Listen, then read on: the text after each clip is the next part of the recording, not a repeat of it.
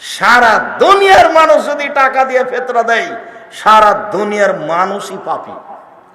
এমন কোন মায়ের বেটা মাটির উপরে জন্ম নেয়নি যেই কথাকে যেটা বললাম এটাকে উল্টিয়ে ধরতে পারে।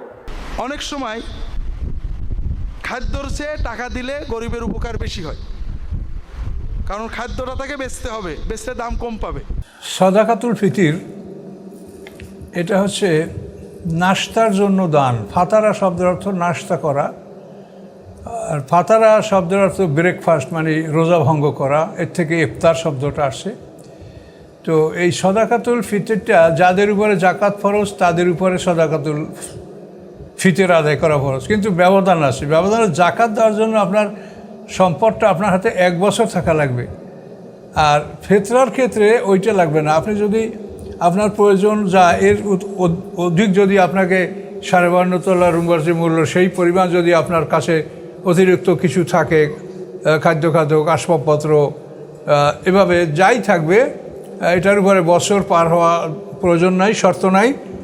এটা থাকলেই, অর্থাৎ যে মালিকের নেশাব অর্থাৎ জাকাতের নেশাব সে তার উপরে আছে, কিন্তু বছর পার হয় নাই, কাজেই সাদাকাতুল ফিতরে বছর পার হওয়া শর্ত না। তো এর আগেই এই সাদাকাতুল ফিতর নিজের পক্ষ থেকে এবং নাবালিগ সন্তানদের পক্ষ থেকে এটা আদায় করবে। স্ত্রীর পক্ষ থেকে সাবেক সাদাকাতুল ফিতর আদায় করা এটা বিধান না, এটা জরুরি না। যদি কেউ করে তো করতে পারে, কিন্তু এটা আইন না। স্ত্রীর সম্পদ থাকলে স্ত্রী তার সম্পদ থেকে সাদাকাতুল ফিতর আদায় করবে।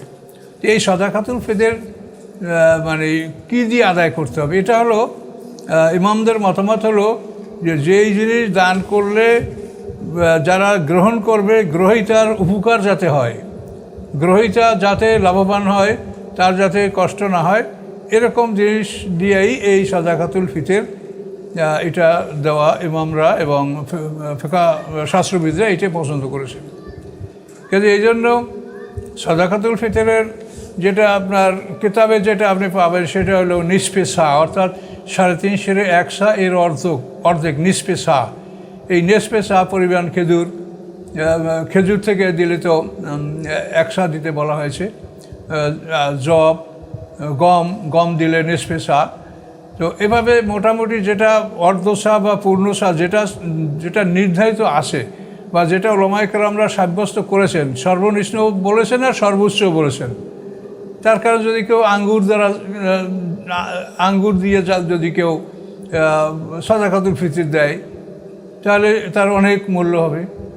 খেজুর দিয়ে দিলে এরকম মূল্যবান, এটা মূল্য হবে অনেক বেশি। তো আটা গম এটার দ্বারা দিলে মানে পরিমাণটা কম আসে, অর্থের পরিমাণটা কম আসে। তো যাই হোক, সব কিছুই আলেমরা এটা নির্ধারণ করে বলে দিয়েছেন যে সর্বনিম্ন 110 টাকা 20 টাকা, আর উঁচে হলো সেটা আপনারা জানেন। তো এখন এইটা কী দিয়ে আপনি পূরণ করবেন?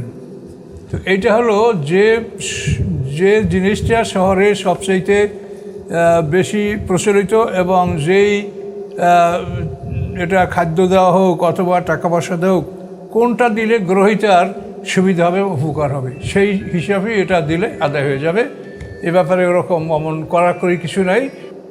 তো সাদাকাতুল ফিতর এগুলো নিয়ে আমাদের বেশি তর্ক বিতর্কে লিপ্ত না হয় ভালো আমি মনে করি। যেটা দিলে যারা গ্রহণ করবে তারা যেন এটা সহজে উপকৃত হতে পারে।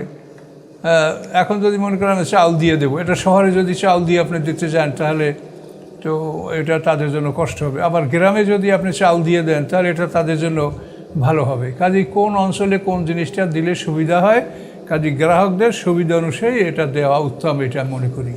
এবং এটাই ফিকহ শাস্ত্র এবং ইমামরা এটাই বলেছেন। আসসালামু আলাইকুম।